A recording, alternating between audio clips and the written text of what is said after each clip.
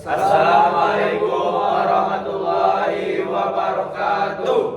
Baik, kami dari kelompok 6 akan mempresentasikan hasil diskusi kami tentang komponen dan juga tujuan dari sistem informasi dengan anggota kelompok kami, yaitu saya sendiri Muhammad Irsal, Saya Kelvin Armansyah Putra. Saya Solal Hadi. saya Davan Najwa. Saya Aditya Dewa Pranata. Saya Muhammad Atala Rifki. Baik, apa itu sistem informasi? Sistem informasi adalah sebuah sistem yang dirancang dan dijalankan oleh manusia dalam suatu organisasi dengan tujuan untuk mencapai tujuan tertentu. Adapun tujuan utama dari sebuah sistem adalah menyajikan informasi yang dibutuhkan sekaligus juga mendukung proses pengambilan keputusan, kegiatan operasional, dan juga serta strategi organisasi. Selanjutnya, sistem informasi itu dibagi atas beberapa jenis berdasarkan dengan tujuannya. Yang pertama itu sistem informasi strategis, yaitu digunakan untuk mendukung perencanaan jangka panjang dan keunggulan bersaing organisasi, serta sistem ini membantu manajemen puncak dalam menentukan arah kebijakan serta strategi dari perusahaan. Yang kedua yaitu sistem informasi taktis. Adapun sistem informasi taktis ini berfungsi untuk mendukung manajer tingkat menengah dalam pengambilan keputusan jangka menengah, dan fokusnya itu pada pemantauan dan pengendalian sumber daya agar tujuan organisasi tercapai lebih efektif. Kemudian yang ketiga itu sistem informasi teknis. Adapun sistem informasi teknis itu bertujuan untuk mendukung kegiatan operasional harian.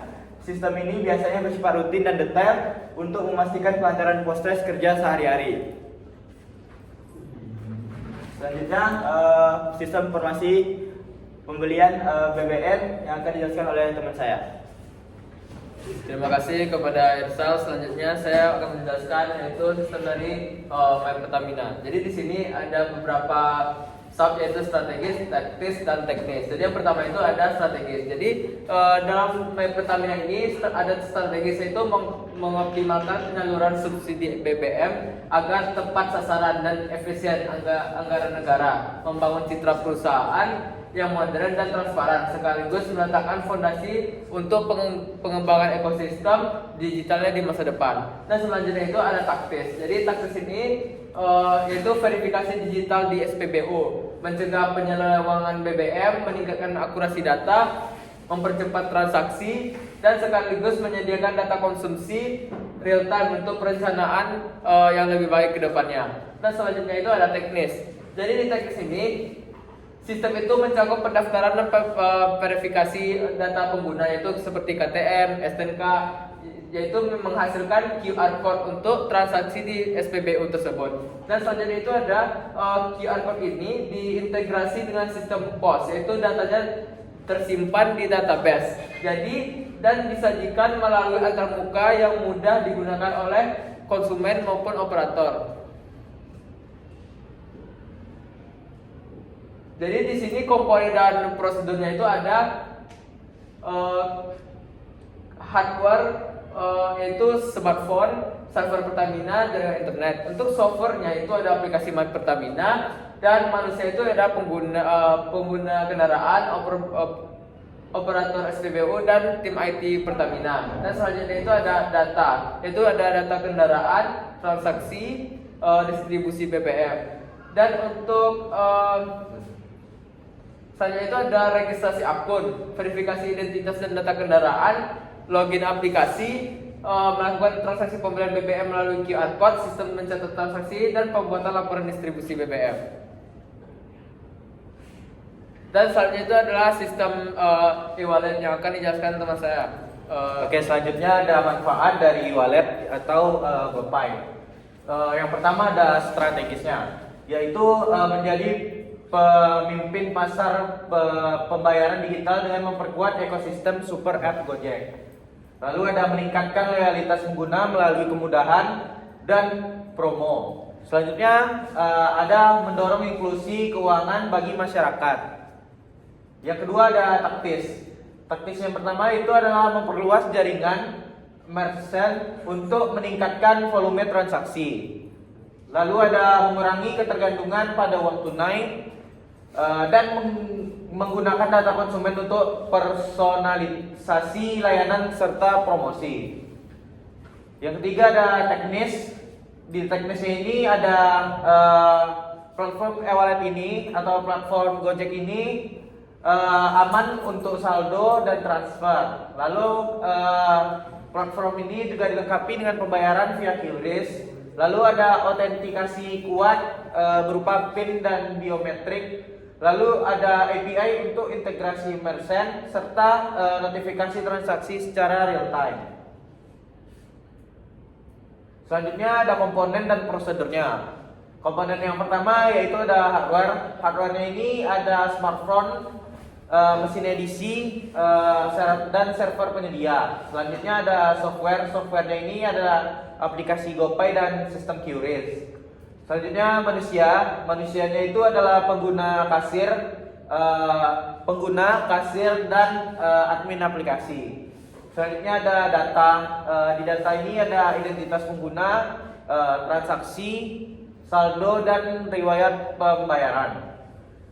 Selanjutnya ada prosedur. Prosedur yang pertama yaitu registrasi akun, yang kedua verifikasi data, yang ketiga login aplikasi menggunakan PIN atau biometrik. Lalu yang keempat ada memilih layanan pembayaran, lalu ada memasukkan nominal transaksi, lalu otorisasi transaksi, lalu ada proses pembayaran, dan yang terakhir ada notifikasi dan e-receipt. Selanjutnya akan dijelaskan oleh teman saya.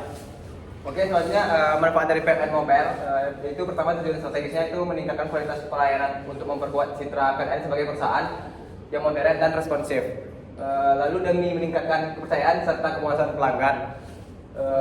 Selanjutnya tujuan taktisnya itu memusatkan pengaduan pada satu platform digital untuk mempercepat respon pelanggan, membuat layanan call center lebih efisien, serta melacak laporan secara transparan bagi pelanggan dengan kinerja yang terukur. Selanjutnya itu tujuan teknis, yaitu ada modul pengaduan interaktif GPS atau foto dengan sistem tiketing otomatis berintegrasi GIS atau GIS, dilengkapi fitur pelacakan status dan notifikasi real time untuk pelanggan. Oke, selanjutnya itu ada komponen dan prosedur. Yang pertama itu komponen. Hardware-nya itu smartphone, server PLN, dan jaringan internet. Lalu softwarenya aplikasi PLN mobile. Lalu manusia, pelanggan, customer service, dan teknisi PLN. Selanjutnya itu data pelanggan, data pengaduan, dan status gangguan. Lalu ada prosedurnya. Yang pertama itu registrasi akun, lalu login aplikasi, lalu input pengaduan, lalu verifikasi sistem, lalu penugasan teknisi lapangan, lalu penanganan gangguan, lalu update status perbaikan di aplikasi. Yang terakhir laporan penyelesaian ke pelanggan. Selanjutnya akan dijelaskan oleh teman saya. Selanjutnya yaitu Google Classroom. Yang pertama strategis, mendorong transformasi pendidikan digital melalui pembelajaran yang lebih aksesibel dan kolaboratif, sekaligus memperkuat dominasi Google di teknologi pendidikan. Yang kedua ada taktis. Di sini meningkatkan efisiensi administrasi kelas dan mengurangi biaya ATK sambil menciptakan lingkungan belajar online yang terstruktur dan interaktif. Yang ketiga ada teknis. Platform pengelolaan kelas daring dengan fitur materi, tugas, dan penilaian yang terintegrasi dengan Google Workspace serta memiliki antarmuka user friendly. Selanjutnya komponen dan prosedur. Komponen di sini di dalam komponen sini ada hardware. Hardware di sini kita menggunakan laptop atau smartphone. Selanjutnya yang kedua ada software, yaitu Google Classroom. Manusia di sini berupa guru, siswa, dan admin sistem. Selanjutnya ada data. Ini data berupa materi pembelajaran, nilai, tugas, dan rekaman kelas. Selanjutnya ada prosedur. Prosedur di sini guru membuat kelas, selanjutnya siswa akan bergabung dengan kode kelas dan guru mengunggah materi atau tugas.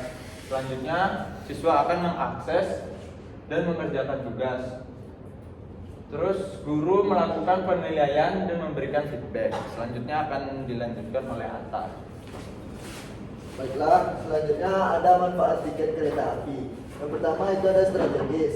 Strategis adalah menjadi saluran utama pembelian tiket untuk meningkatkan kepuasan atau loyalitas, dan pengalaman penumpang yang pada akhirnya meningkatkan daya saing KAI dan mendorong pengguna kereta api sebagai transportasi publik. Yang kedua ada taktis, yaitu memungkinkan pembelian tiket 24/7 dari mana saja untuk mengurangi antrian di stasiun dan mempermudah proses boarding, sekaligus menekan biaya operasional KAI serta mengumpulkan data perjalanan untuk optimalisasi layanan. Yang ketiga ada teknis, yaitu sistem ini terintegrasi secara real time dengan pusat reservasi KAI, mencakup fungsionalitas pencarian jadwal, pemilihan kursi, pembayaran digital, hingga penerbitan e-tiket dengan QR kode, serta dilengkapi fitur manajemen tiket dan riwayat perjalanan. Selanjutnya ada komponen dan prosedur. Yang pertama ada komponen, yaitu hardware, smartphone, server KAI, scanner, barcode di stasiun. Selanjutnya ada software, yaitu aplikasi KAI, akses. Yang ketiga ada manusia, penumpang, petugas KAI, admin sistem.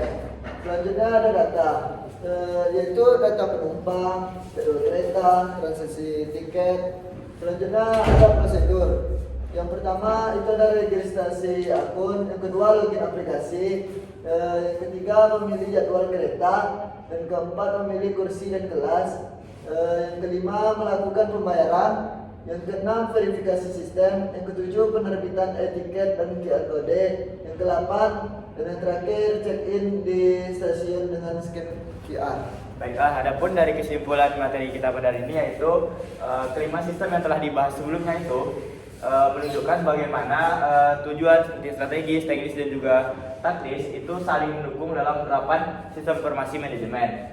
Seperti My Pertamina itu dalam proses menyalurkan subsidi yang tepat sasaran, kemudian GoPay itu memudahkan transaksi kita secara digital, kemudian PLN itu meningkatkan layanan pelanggan, kemudian Google Classroom itu mendukung pelajaran digital dan aksesibel, kemudian KAI Akses itu mempercepat pemesanan tiket. Dan dengan demikian sistem informasi manajemen tersebut mampu memberikan manfaat nyata baik bagi organisasi itu sendiri ataupun kepada masyarakat selaku pengguna gitu. Baik, sekian saja presentasi dari kelompok kami. Lebih dari kurang kami mohon maaf. Wabillahi taufiq wal hidayah. Wassalamualaikum warahmatullahi wabarakatuh.